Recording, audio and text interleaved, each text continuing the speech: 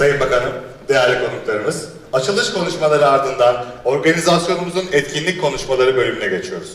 İlk konuşmacımız İşletme Fakültesi Mezunlar Derneği İFMET Danışma Kurulu Başkanı, değerli mezunumuz Sayın Cüneyt Zapsu. Sahneye davet ediyoruz.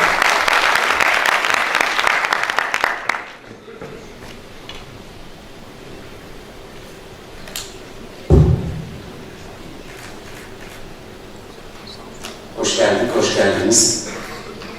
Sevgili bakanım, muhterem hocalarım, sevgili arkadaşlar, talebeler de vardır umuyorum burada, sadece mezunlar değil. Onlar bilir böyle nasıl olduğunu, hani imtihan, sınav olmadan, işte yarın çalışırım denir, sonra son gece varılır.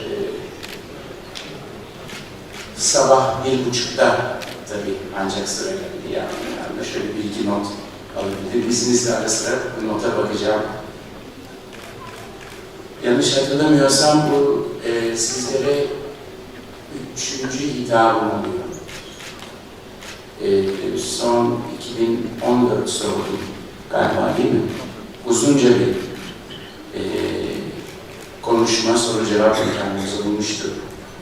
Bilmiyorum aranızda daha evvel beni dinleyen oldu mu ama olsa da olmasa da aynı şeyleri söylemek pek hoş bir şey değil. Ben de sıkılıyorum. Değişik bir bilgi, hazır böyle bir imkan var. Hatta bir mesaj vereyim dedim. 10 dakikalık bir zamanınızı alayım. Yani fakültemizin tarihçesini anlatacak halim yok. Çünkü mezun olan veya talebe olan biri fakültemizin tarihçesini sorduğunda öğrenir. Yani burada ben anlatsam da öğrenmek istemeyenlere zaten faydası yok. Bilmeyen sorabilir. Ama yine de burada Allah rahmet etsin, zamanının önemli, çok önemli sanayicilerinden Vehbi Koç ve Necdet Eczacıbaşı'nın buradaki bu fakültemizin kurulmasına önderlik ettiğini bilmenizi ve hatırlamanızı isterim. Ve sistem olarak da Harvard Business School sistemi alınmıştı zamanında. Yani fakülte kurulmadan evvel İşletme İktisadi Enstitüsü'ndeki zaten. Harvard Business School ne demek olduğunu, daha doğrusu ne metotla çalıştığını biraz evvel hocam da anlattı. Ve fakültemizin hakikaten Türkiye'mizde ve hatta dünyada bazı ilkleri var. Bir tane ilk hoşuma gidiyor benim. Onunla ilgili bir iki dakikanızı alayım. O da bizim case study, vaka ile anlatma, ders verme meselesi. Case study'de ilk defa bizim fakültemiz bu işi başlattığını biliyorum. Çok küçük bir hikaye bununla alakalı. Türkiye'nin zamanında önemli bir işletmelerinden biri, rahmetli dedemin kurduğu bir 2600 kişilik bir işçi çalıştıran bir fabrikada ben bu müessesede 11 yaşından beri bütün yaz tatillerinde mavi yakalı olarak neredeyse her bölümünde çalıştım. Ağır presler ve yüksek kazanlar hariç. Ona izin vermedi annem. Sonunda 10 fakülteye girmiştim. Yani 2. sınıftaydım ya da 1. sınıfta. Rahmetli babam işin öteki tarafını da öğrenmem için idare meclisine arıza koydu. Şimdi bu idare meclisi bir Dream Team, rüya takımıydı o zaman, şimdi de bakıyorum etrafa. Hocalarımız vardı. Onlardan ders alıyordum. Ve her perşembe öğleden sonraları, her hafta yarım gün süren idare meclis toplantıları. Hocalarımız rahmetli, Allah rahmet etsin, Profesör Sabahattin Zahir gibi veya iş hukukunda Profesör Ersin Çamoğlu, Hayri Domaniç, Ünal Tekiner hocalar. Hepsi bizde İlahiyat Meclisi'nde, şimdiki tabirle yönetim kurulundayım.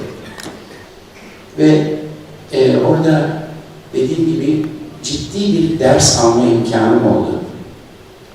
Bir hocamız daha vardı. Onu sona bıraktım. Yönetim kurulunda.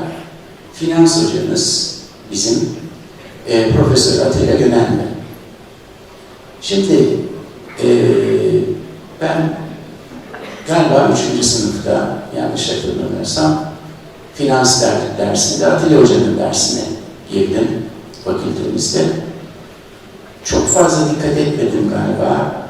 15 dakika geçmiş derste. Allah Allah. Bir vaka anlatılıyor, case study. Bir dakika, ben bunu tanıyorum çünkü isim zikretmiyor.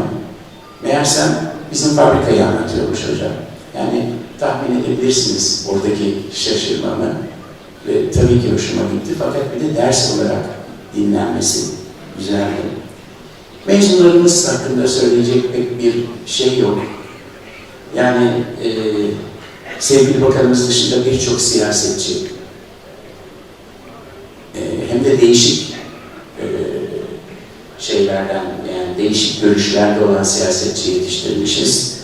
İşte TÜSİAD başkanlarından, belediye başkanlarına, Sabancı CEO'sundan banka genel müdürüne, ama sadece bunlar değil. Öte yandan baktığımda mezunlara bana bir liste verdiler.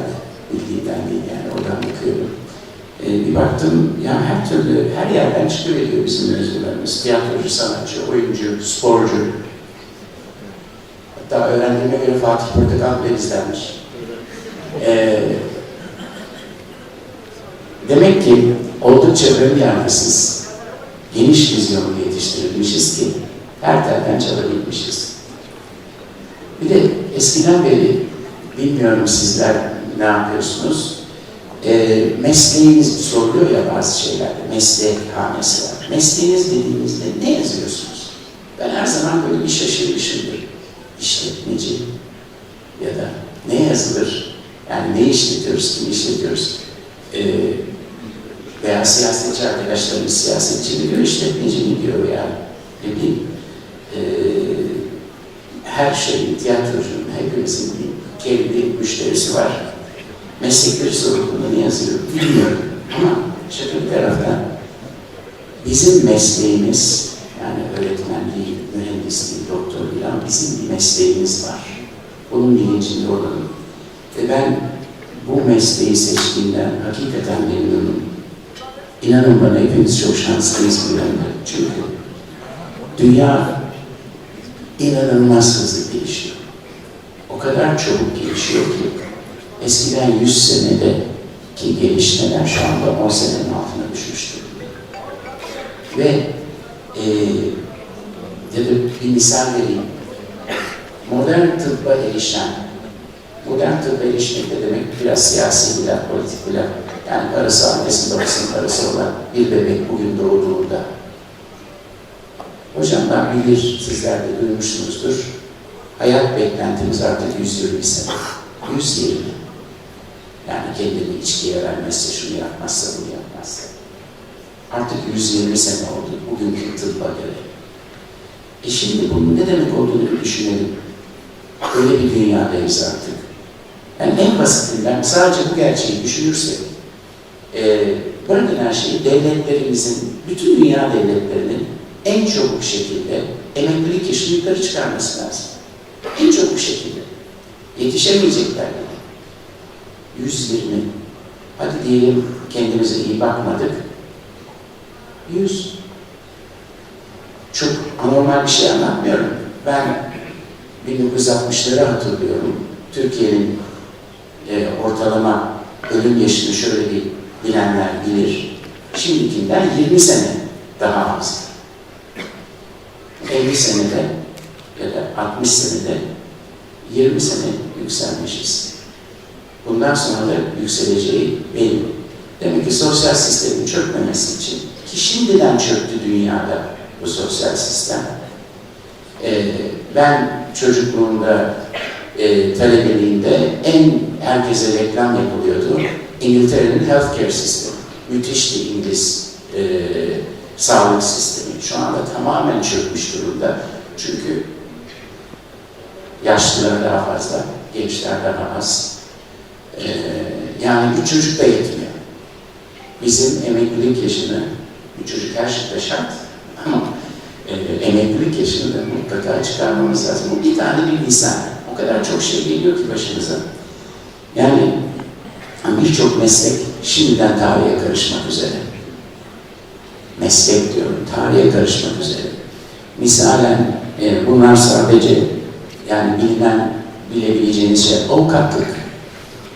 Basit avukatlık şu anda bitmek üzere. Google avukatlığı var.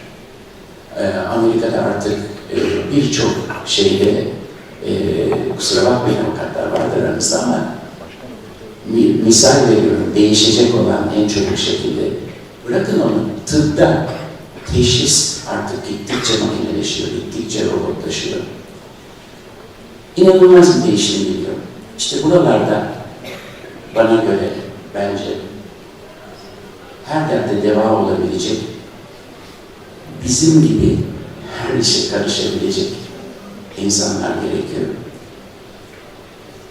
Sizlerin, gençlerin jenerasyonu çok zor bir döneme giriyorsunuz. Çünkü sizler bunu yaşayacaksınız. Bizler belki hala daha klasik, eski dünyamızı yaşayabileceğiz kalan 10-20 senemizde.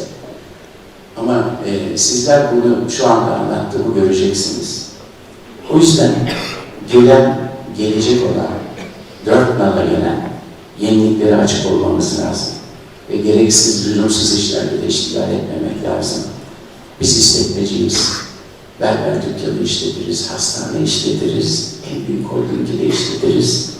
Herhangi bir kısıtlamamız yok. Hatta şu anda konuştuğumuz sıra datalarımızı çalan şirketleri bile işletebiliriz. Yani bu büyük bir şanstır bizim bu mesleğimiz. Bundan faydalanmamız lazım. Mezunlarımıza da son bir söz. Hepimiz aslında çok egoistiz. Kendi işimize bakıyoruz. Halbuki belirli bir yaştan sonra, bakın ben 61 yaşında oldum. Artık bunu hissediyorum, orada bir şey var. Galiba 60'ta böyle bir psikolojik bir şey oluyor. Tecrübe kazanıyorsunuz. İyi tecrübeler oluyor, kötü tecrübeler oluyor. Bu tecrübeleri paylaşma mecburiyetimiz olmalı. Aksi takdirde gelişmeyi sağlayamayız. Yoksa taş devrinde kalırdık zaten. Birileri önderlik yapmalı, yeni bir şeyler bulmalı. Diğerleri de o bulunanları, tecrübeleri bir sonrasına aktarmalı ki sıfırdan başlanması yoksa sıfırdan başlayacak sürekli. Halbuki bizler, mezunlar tecrübelerini paylaşırsa diğer arkadaşlarımız da sıfırdan başlaması mı? Herkes faydalanmaz biliyorum. 100 tane şey anlatıyorsanız 2 tanesini alsanız bu bile faydalıdır. Kusura bakmayın çok vaktinizi aldım. Çok teşekkürler. Sağ olun.